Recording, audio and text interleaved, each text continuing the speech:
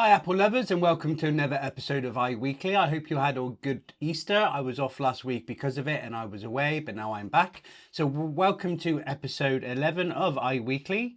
This is your ultimate destination for all things Apple. Join me every week as I dive into the latest Apple news, exciting rumours and in-depth insights straight from Cupertino. Whether you're a tech enthusiast, a loyal Apple fan, or just curious about the future of technology, this series has you covered. This episode looks at the news from my trusted sources from the week commencing the 21st of April. Coming up, we have Appleseed's third betas of iOS, iPadOS, visionOS, tvOS, macOS and watchOS. M4 MacBook Air helps drive market-beating growth. iPhone 16e had stronger demand than the SE3 when it came out. iPhone 7 Air almost as thin as its buttons.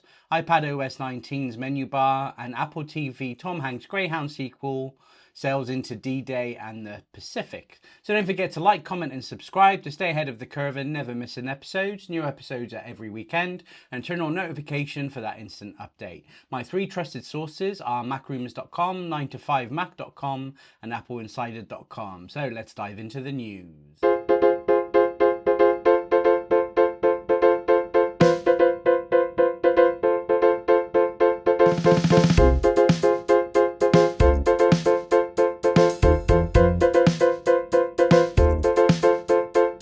So starting on Monday, April the 21st, over at macrumours.com, Appleseed's third betas of visionOS 2.5, tvOS 18.5, watchOS 11.5, iOS 18.5 and iPadOS 18.5. And macOS Sequoia 15.5. There doesn't seem to be a lot of updates with these actual betas, so I think it's coming to the end of the beta run, so we should see a public release. And there's only a few changes in the whole thing. There's some settings on Mail, there's some stuff with Apple Care, so it's more of refinement and bug fixes this time round. Over at 9to5Mac on April the 22nd, they did an article about how the M4 MacBook Air has helped drive market-beating growth for Apple. So for the first time, Apple saw a 17% growth in Q1 of market share of PCs, and apparently the MacBook Air is down to that. There's been nothing but positive reviews of this, just like the phone last year. It's questionable if you need a Pro device anymore, and of course that magnificent new color probably help drive that as well. And yes, that people are that fickle. That's not why I bought it, even though trolls are still commenting about that. Yeah, so it's a great device and it's really helped them push their sales. Now on April the 23rd, over at appleinsider.com, iPhone 16e had stronger demand than the iPhone SE3 did at launch. This is a good sign, and actually I did see, here it is here. If you see 7% of sales were on the 16e. Now that surprised me. I thought it was going to be low, and all the 16e haters really didn't see the purpose of the device and got hung up on no MagSafe. Okay, Apple knows what they're doing. They have enough data to tell them what they need to put in the phone, the price point, who it's for. It worked. The only reason the price point was expensive because everything's expensive now, and things are going to get even worse with Trump. But anyway, 16e rocked ass, and I love the phone. Back over at macrumours.com on Thursday, April the 24th, iPhone 17 Air almost as thin as its buttons. Now, I don't like to talk about next phones until after dub. However, there's so many articles, and actually there's some mock-up dummies now. You can see that the phone is just about as thin enough to have a button, so they could not go any thinner. I think I've heard 5.5 millimeters thick. Is what they're looking at. Obviously, we've seen that in the iPad Pro. The concern is how small it is and still that thin, but they managed to reinforce the iPad Pro M4, so hopefully they can do it with the phone. There will be a bunch of videos where people are bending and snapping it. It will bend and snap.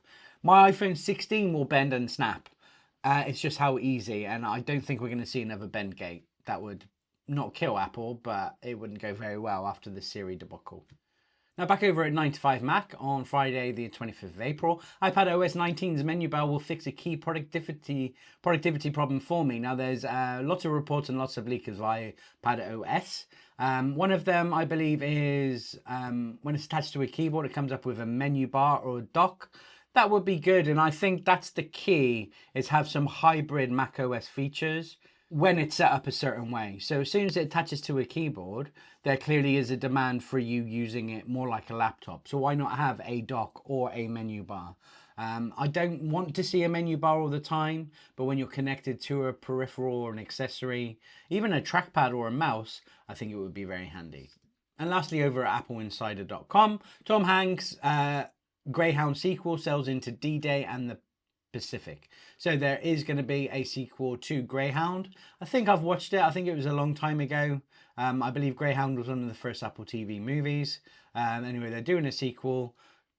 I'll watch it because it's Tom Hanks, period. But Apple TV, I'm absolutely loving it. I'm actually loving that studio TV show from Seth Rogen. Absolutely glorious and so well shot. It's amazing.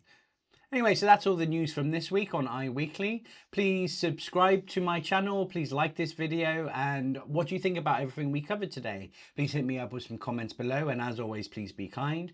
Please follow me on Instagram and Threads at TechHubWorldsUK. You can also check out my website at www.techhubworldsuk.co.uk. And I'll see you on next week's episode.